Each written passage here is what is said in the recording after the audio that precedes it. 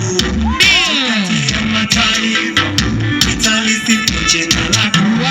Katikati ya mikutano nitatangaza wema wako, nitawaambia watu wote habari za matendo yako uliyoyatenda kwangu kwa ajili ya